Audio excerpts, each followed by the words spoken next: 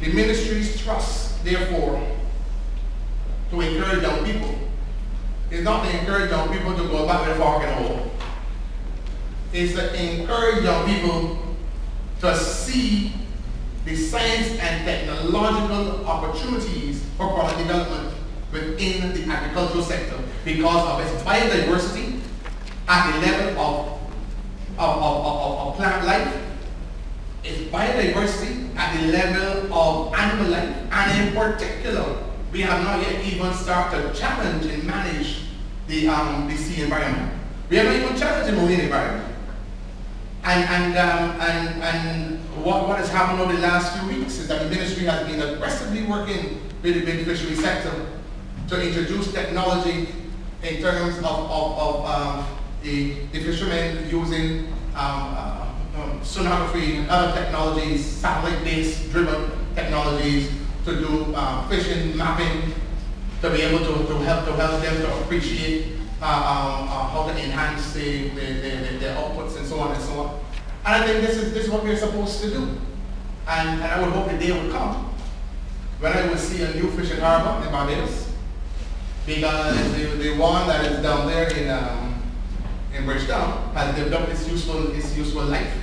It was built, I think, only for about 70 something boats. Now it has to deal with 156 or something like that. And we are locked into some dynamics from I think it is which is the one ICAT that defines for us that our fishing fleet can't have a boat beyond 25 meters. I think it's what it is, 25 meters. Now you know what I mean? I said that's foolishness. I want to see the daily my fishing fleet at 50 meters. And nobody's going to tell me that is where I should stop because we're small. You see, this is where we have to understand that we are the masters of our future, and if there are systems in place that does not fit what our developmental thrust ought to be, well, then we change it.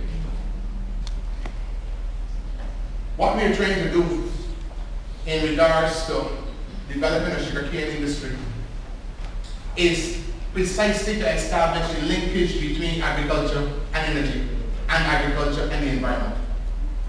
The whole notion of creating value-added products beyond just simply a sweetener and molasses, to carry and produce a whole range of other value-added products, is precisely to move up the value chain where your output is sold at a higher unit cost. But it also establishes the linkage that we've been talking about for donkey years. The fact of the matter is that the 25 megawatt facility that will be produced from locally grown biomass, sugar and non-sugar, will power 55,000 homes from what it is we grow locally. Now, apart from powering 55,000 homes from what it is we grow locally, I wouldn't want to tell you about what that means in terms of savings on the balance of payments. Our very last estimation is that it's close to $40 million a year. Now, going up the value chain in phase one, for us, is just simply not just producing a bulk sweetener, but the energy side is one aspect of it. For the first time, Barbados will be in a position where we don't have to import 80 to 85% of our molasses and bad quality molasses from Suriname, Guatemala, and Guyana, called grade C molasses, because the quality of sucrose is extremely poor. The agricultural variety and testing unit is now working out the variety structures that we have met with Mauritius. I met with the Minister of Mauritius, his technical people from Mauritius, and we know exactly the varieties and so that we will be pushing come in 2016, right? And so that we can get the type of sucrose levels that we require, so as to produce grade A and grade B striped molasses, so that the rum industry can now have an opportunity to expand its rum production from unit molasses output. And in addition to that, the new specialty sugars that is being done by the Whitscore brand is doing extremely well. When I first went to the ministry, they were essentially buying only 700 tons. They're now buying close to 7,000 tons in a matter of 2 years. And this is specialty sugars that are being sold in Europe alone. We haven't even tackled the diaspora market in Boston, New York, Canada, and so on and so on. So persons have a very unusual perspective as to what the potential rate is for what it is we are trying to achieve. And then I've said openly that once we get into 2016 and we start to ratchet up bringing back in the lands and the production and so on, I am therefore confident that we'll be in a position to stop the importation of that sugar that we get from wherever we get it from, that is pretty bad quality, and that importation, looking at importation alone is about $40 million that we will save. When you add up all of those, there are those who still will question whether the industry can be profitable when the output to the grid alone is $64 million. And if I were just to stop the importation of bulk sugar alone, that's another $35 million. And I didn't get the sale of grade A and grade B molasses into our industry. I'm not adding into that the expansion of the sales of special sugars.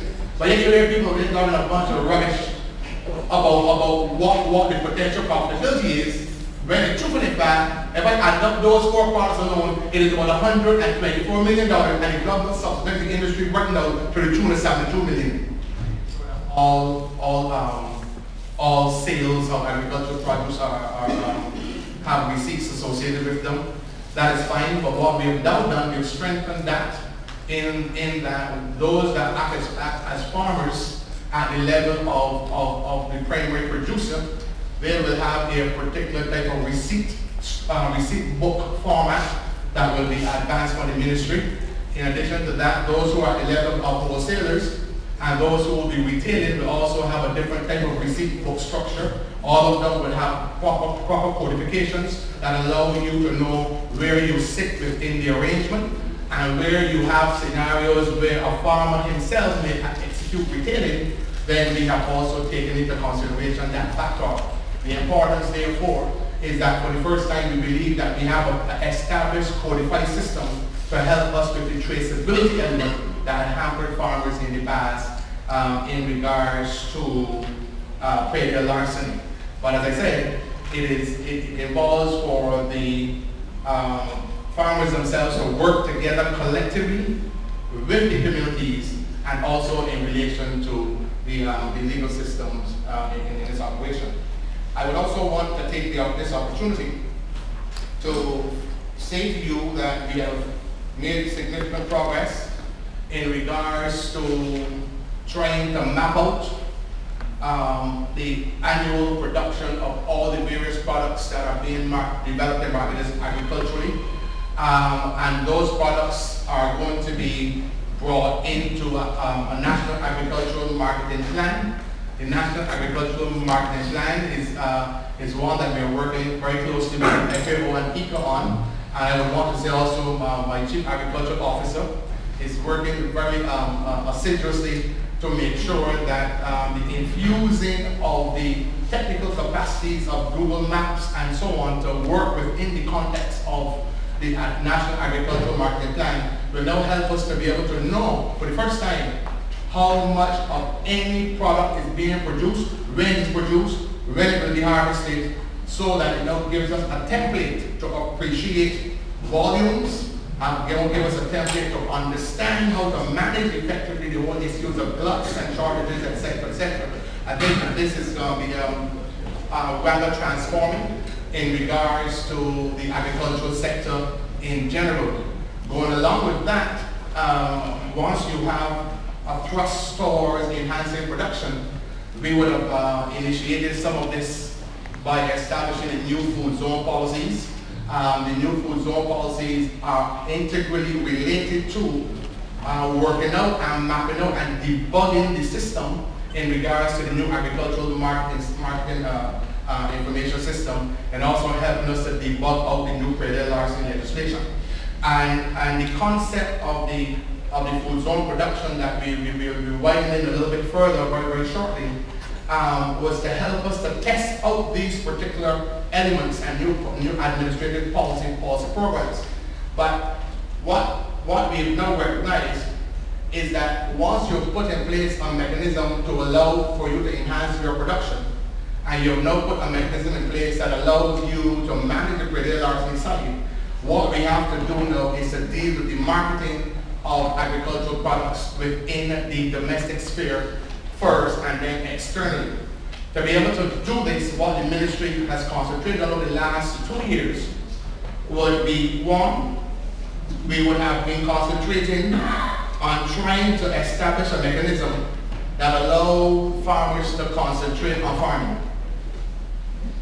And what we will do from that perspective is to be able to establish within the national procurement system a mechanism whereby our national consumption via the various state-owned institutions will have within the legislation and via regulation,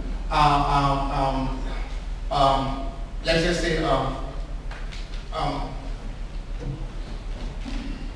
a structure that will allow for them to utilize domestic production first.